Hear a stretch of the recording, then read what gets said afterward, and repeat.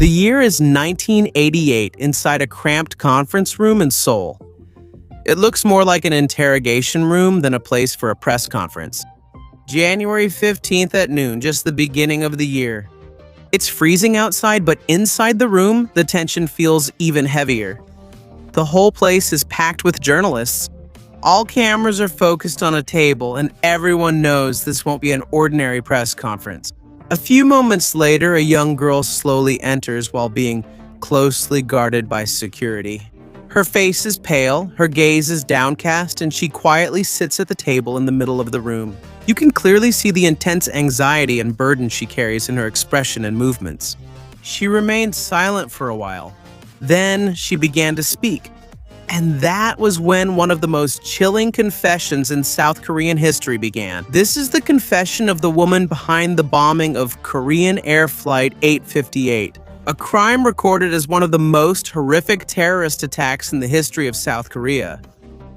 In November 1987, Korean Air Flight 858 flew from Saddam International Airport in Baghdad to Seoul. The plane crossed the Indian Ocean smoothly. Everything was normal, the flight was quiet, and there were no signs of trouble. But after about 9 hours since it took off, the plane suddenly lost communication and completely disappeared. Later, it was discovered that around 2:01 p.m. Korean time, the flight sent its last message. According to the report, everything was normal and it was on the correct route from Bangkok to Seoul. But just a few minutes later, it disappeared from the radar. The air traffic controllers immediately panicked. The whole of South Korea was placed under emergency alert. No one knew what really happened to the plane. In the first hours after the incident, many hoped that maybe the plane had just been hijacked. They would rather believe that was what happened than think it crashed because of a serious malfunction. But there was something that didn't add up. There was no distress signal, no emergency call, no warning at all from the pilot. Just a few hours later, the shocking truth came out. Authorities discovered that the plane exploded while in midair. This was not an accident. It was a planned attack. Explosives were secretly smuggled onto the plane. All 115 people on board, including the crew, were instantly killed by the force of the explosion. At first, there was no solid evidence proving that this was a planned terrorist attack. However, the authorities quickly announced that possibility. A day after the tragedy, the vice chairman of Korean Air, who was in Bangkok at the time to oversee the situation, said that he believed a terrorist bombing was the cause of the plane's disappearance. He explained that the aircraft suddenly disappeared without any call or emergency signal from the pilot, so there was a strong possibility that a sudden explosion occurred inside the plane. Even the defense minister of South Korea pointed to North Korea as the main suspect. According to him, this is a crime that almost no country other than North Korea could carry out. Because of this, a massive search immediately began in the air and at sea, focusing on the last known location believed to have been passed by the missing plane. The massive search was focused on the sea in the southeastern part of Myanmar, which was then still known as Burma, between Thailand and Myanmar. Helicopters were deployed to search the forests and the sea in hopes of finding any trace of the missing plane. But after 10 days without any results, the South Korean government officially called off the search operation. Although the rescue teams never found the main wreckage or even the black box, a lifeboat was found. It was reported in the media as one of the main pieces of evidence in the explosion. According to authorities, it is clear that there was damage that could have been caused by a very powerful explosion. At the same time, fishermen and residents in Thailand began to find pieces of metal, parts of the plane, and personal belongings floating in the sea or caught in their nets. Unfortunately, before they realized how important these were as evidence, many had already been sold as scrap metal. It took another 2 years before the main wreckage of the plane was finally found. This was achieved by interviewing local Thai fishermen. From where they had found various pieces of debris, the authorities were able to pinpoint the exact location where the plane had crashed, and they were finally able to recover its remains from the bottom of the sea. On the very same day that Korean Air Flight 858 disappeared, it was supposed to make a stop at Abu Dhabi International Airport in Abu Dhabi. There, two passengers got off the plane. A Japanese man and a young woman, both claiming to be ordinary tourists. But soon after, the authorities noticed that their passports were fake. The man used the name Shinichi Hachiya, claiming to be 70 years old, while the woman introduced herself as Mayumi Hachiya, 25 years old. After they were arrested, they attempted to take their own lives, using cyanide capsules secretly hidden inside a cigarette case. The man died instantly after swallowing the poison, but the young girl was saved because the doctors acted quickly. She immediately underwent gastric lavage, or cleaning out the contents of her stomach to remove the poison. Even though she survived, she pretended to be unconscious for a long time. At first, the authorities thought they were just criminals who had tried to flee in connection with another case.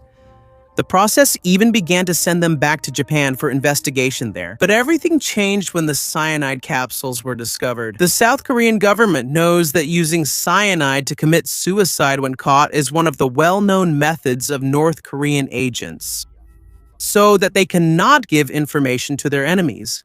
Because of this, the investigation was immediately intensified. Eventually, investigators discovered that their passports were very expertly forged. The woman's passport actually belonged to a Japanese citizen named Takeshi. Meanwhile, the one used by the man was based on the identity of a real Japanese citizen named Shinichi Hachiya. It didn't take long. The authorities transferred the female suspect, Kim Hyun, to Seoul. The case was placed under investigation by the Agency for National Security Planning. That was South Korea's intelligence agency at the time. They quickly discovered the true identities of the two. They were not actually Japanese tourists. They were secret agents from North Korea who pretended to be a Japanese father and daughter so as not to arouse suspicion. Their real names were Kim Seong-il and Kim Hyun-hwa. The names Shinichi and Mayumi were just aliases they used for their mission. Later, it was also revealed that Kim Hyun-hwa was part of the elite Foreign Intelligence and Investigation Division of the Workers' Party of Korea. But one big question still troubled everyone. Why would North Korea send secret agents to blow up a South Korean passenger plane? According to subsequent investigations, this plan began under the supervision of Kim Jong-il. The former leader of North Korea was said to be the one who gave direction to this operation. In 1987, the two Koreas were at a crucial and tense moment. South Korea was continuously preparing to host the 1988 Summer Olympics in Seoul. Because of this, it further strengthened its reputation and influence around the world. Meanwhile, the situation in North Korea was the opposite. While China and the Soviet Union were beginning to implement reforms and more open policies, Pyongyang increasingly felt that it was being left behind and isolated from the international community. North Korea was extremely angered by the upcoming Seoul Olympics, especially when it learned that both countries from the communist bloc and those from the free world would participate. For many countries, the Olympics is a symbol of unity and peace. But for North Korea, it was a major victory for South Korea in front of the whole world. Because of this, they monitored every event happening in their neighboring country even more closely. North Korea even tried to request South Korea and the International Olympic Committee to let them co-host some Olympic events, but their request was immediately denied. At the same time, South Korea was experiencing political problems. There were widespread protests known as the June Democratic Struggle, as well as a heated presidential election. North Korea saw this as an opportunity to take advantage of the chaos.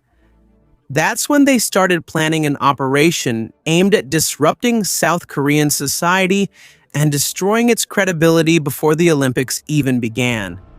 Their plan was simple but very dangerous. If there were a series of major terrorist attacks in the country hosting the Olympics, which is supposed to be a symbol of peace and unity, the whole world might lose trust in South Korea's ability to ensure the safety of athletes and visitors. If that happened, it's possible that the Seoul Olympics could be canceled or moved to another country.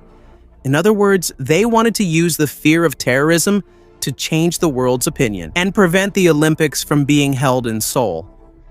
According to subsequent investigations, this strategy was carried out under the leadership of Kim Jong-il. He was the one overseeing North Korea's policies against South Korea at that time. This is also not the first time North Korea has been linked to this kind of incident. In 1986, a week before the 1986 Asian Games began, there was an explosion at Gimpo International Airport. Up to now, no official perpetrator has been identified, but it is widely believed that North Korea was involved in the bombing. As the opening of the 1988 Seoul Olympics approached, Kim Jong-il devised a more dangerous plan. His goal was to blow up a South Korean passenger plane while in the air to spread fear, chaos, and distrust throughout the country. To ensure the success of the operation, they carefully selected two highly skilled agents for the mission. The ones chosen were Kim Se-yong-il and Kim Hyun. Kim Se-yong-il was already 70 years old at that time and had been conducting secret operations against South Korea since the 1950s. Meanwhile, Kim Hyun was a 25-year-old woman who graduated in Japanese language from Pyongyang University of Foreign Studies. Because of her proficiency in the Japanese language and culture, she was part of an elite group of specialists trained for secret missions abroad. Although she had no actual operational experience at that time, she underwent extremely rigorous training. She was taught to live like a true Japanese citizen, from the way she spoke, acted, ate, and interacted with others. Even the smallest gestures or habits that could reveal her true identity were corrected repeatedly until it was almost impossible to notice that she was a North Korean agent. On October 7, 1987, Kim Se-yong-il and Kim Hyun received a written order from Kim Jong-il to carry out their mission. After almost a month of preparation, they left Pyongyang and went to Vienna. Every time they crossed a border, they used fake passports and pretended to be Japanese citizens to avoid suspicion. Upon arriving in Austria, they stayed at a hotel, and there they carried out the final stage of preparations for their mission. Their target was Korean Air Flight 858, a passenger plane that would fly from Iraq to Seoul with scheduled stops in Abu Dhabi and Bangkok. After buying tickets to Iraq, they also arranged their escape plan to ensure they could get away immediately after completing the mission. While in Austria, a man believed to be a fellow North Korean agent was the one who handed them a portable Panasonic radio, but it was no ordinary radio. Inside it was hidden a small amount of plastic explosive, a type of bomb material that is soft, easy to shape, and can be attached to almost anything. It was white and resembled dough, so it was easy to hide without being immediately noticed. Another reason why this was chosen to be used is because, at that time, it was almost undetectable by X-ray scanners and metal detectors for explosives. Before boarding the plane, they carefully opened the radio and placed the explosive inside. Then they put all the parts back so the radio would still work and look like an ordinary item in case it was inspected. Next, they installed the timer, which was set to explode after approximately 9 hours. After this, they placed the radio inside a shopping bag and boarded Korean Air Flight 858. When the plane reached its first stop in Abu Dhabi, they quietly left the bag with a hidden bomb in the overhead compartment. Then they got off the plane without being noticed by the other passengers or the crew. As the plane continued its journey to Bangkok, the timer kept counting down the remaining time before the explosion. At the designated time, around 2:05 in the afternoon on November 29, 1987, the bomb exploded with tremendous force while the plane was in the air over the Indian Ocean. In an instant, the plane was torn to pieces. All 115 passengers and crew were killed instantly. At first, no one knew the real cause of the explosion. The truth only began to come out the next day when investigators received important new information.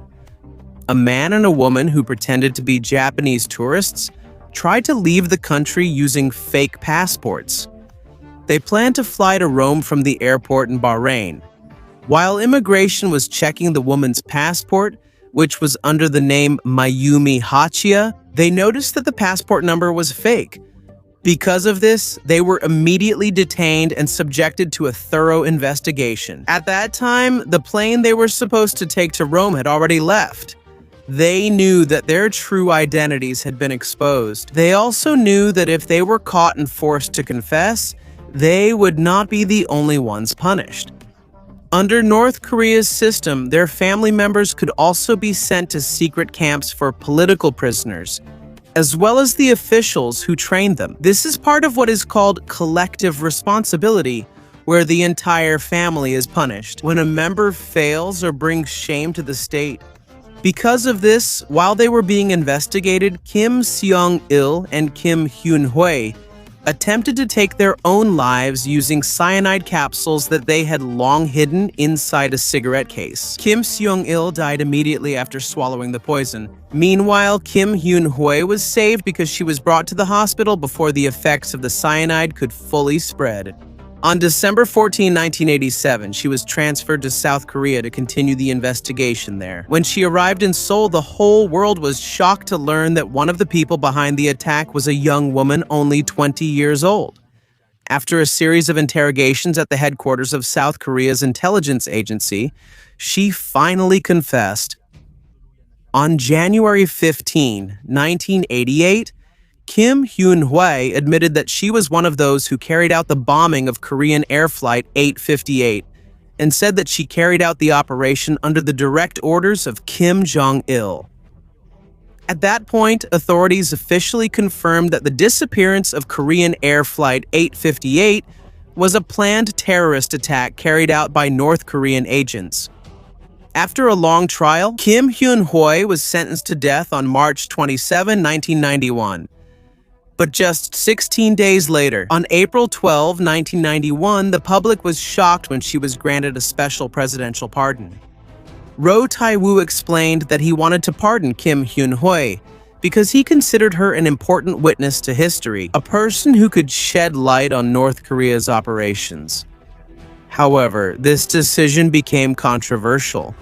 Many could not accept that a person who admitted involvement in the deaths of 115 innocent people would be released instead of being given the death penalty. After she was pardoned, Kim Hyun-hoi stayed in South Korea, where she continues to live to this day. In 1993, she published her memoir where she told the story of her life as a North Korean agent and recounted the events that led to the bombing of Korean Air Flight 858 a few years later. In 1998, she married one of the intelligence officers who was among those who investigated and questioned her after she was captured. In the following years, she also appeared in the media several times and gave interviews about her past. She also went through various rehabilitation and re-education programs as part of her new life. In South Korea, she is currently under the protection and strict surveillance of South Korean intelligence due to the sensitive nature of her past and possible threats to her security. In various interviews, she has repeatedly said that she deeply regrets the role she played in the tragedy. According to her, she gave all the earnings from her book to the families of the victims as a small way of asking for forgiveness. She also said that she has devoted the rest of her life to repentance, asking for forgiveness, and remembering the innocent lives lost because of that tragedy.